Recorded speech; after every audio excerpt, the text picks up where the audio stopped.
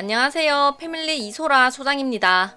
지난 1월 25일 민생 토론회에서 수도권 광역철도 도로망을 확정 발표했는데요. 이 GTX 내용과 함께 지난 2023년 발표된 지대역 콤팩트시티 조성 발표를 다시 한번 짚어보면서 현재 진행 상황까지 짚어보는 영상이 되겠습니다.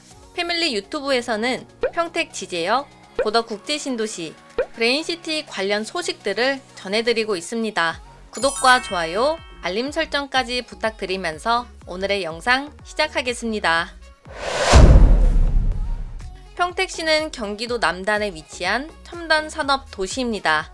면적은 약 485km, 인구는 2023년 12월 기준 약 59만 명이 되겠습니다. 2013년 평택시의 인구는 약 45만 명으로 10년 사이에 약 14만 명 이상 증가하였습니다. 그 이후로는 삼성전자 평택 캠퍼스 등의 대규모 산업단지의 조성과 고덕국제신도시, 브레인시티 등의 대규모의 택지 개발 등으로 향후에도 지속적으로 인구가 증가할 것으로 전망이 되는데요. 지난 2023년 6월 중순 국토교통부에서 발표한 평택 지대 역세권 콤팩트시티의 조성 소식, 작년 여름 한 차례 이슈가 되었어서 관심 있게 보고 계신 분들이라면 한 번쯤은 소식을 전해 들으셨을 거예요. 콤팩트시티는 이름 그대로 주거와 편의시설 등 도시의 주요 기능을 중심부에 밀집시켜서 고밀도로 개발한 도시를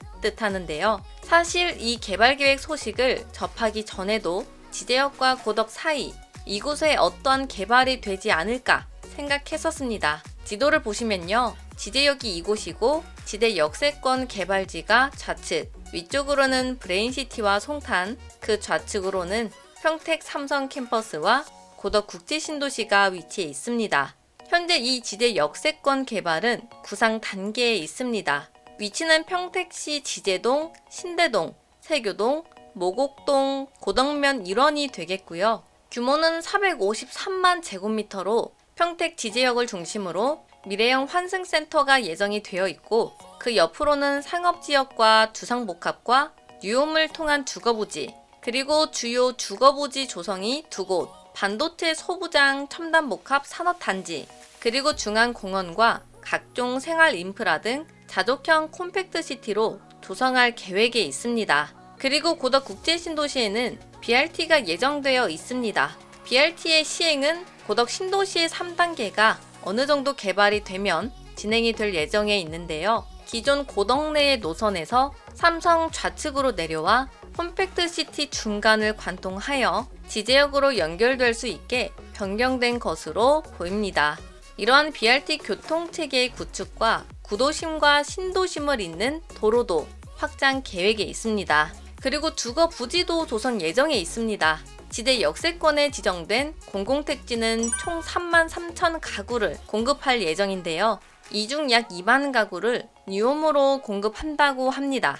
평택시에 따르면 지난 2023년 6월 공공주택지구 지정 절차를 시작했으며 2024년 하반기 지구 지정을 완료하고 2026년 지구 계획 승인 및 뉴홈의 사전 청약이 계획되어 있고 이 계획대로 진행이 된다면 2030년에는 최초 입주를 시작할 수 있게 됩니다.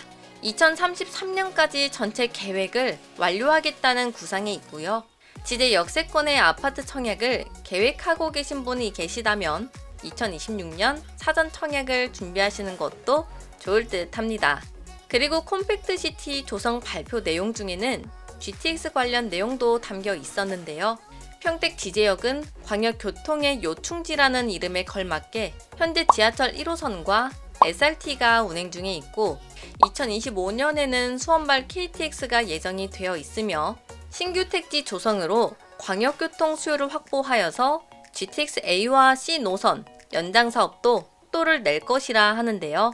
지난 1월 25일 진행된 민생 토론회에서 GTX A, B, C 연장안과 D, E, F의 신설안이 발표가 되었습니다. 여기서 평택은 A노선과 C노선 예정이 유력했었는데요. 이날 평택의 A와 C 노선 모두 연장 확정 발표가 나왔습니다. 윤석열 대통령은 이 노선들을 임기 내 착공하겠다고 발표했습니다. 먼저 GTX A 노선은 2028년 전 구간 완전 개통을 목표로 하고 있고요.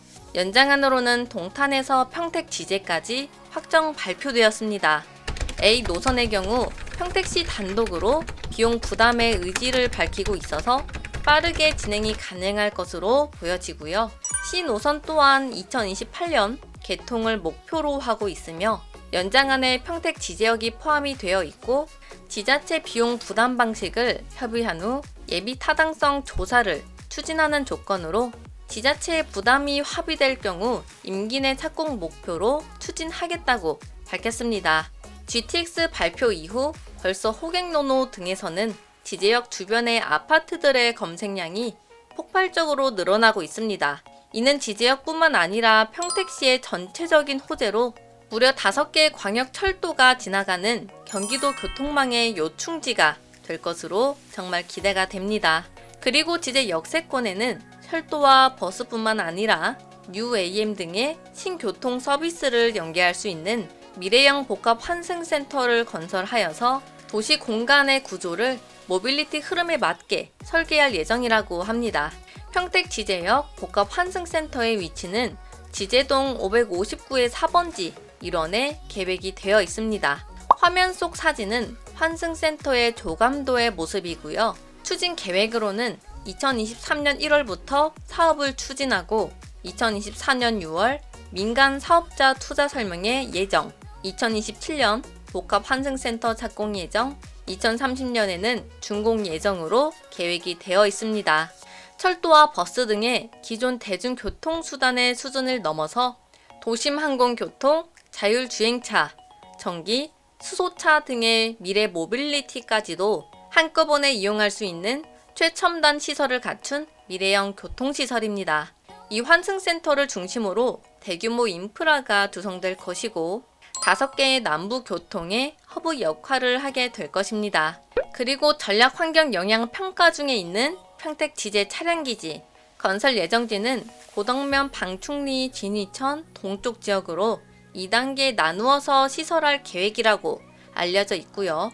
차량기지 건설이 계획대로 추진될 경우 2024년에서 28년까지 차량기지 설계와 시공 후에 2028년 차량기지 준공 등의 일정으로 진행되게 됩니다.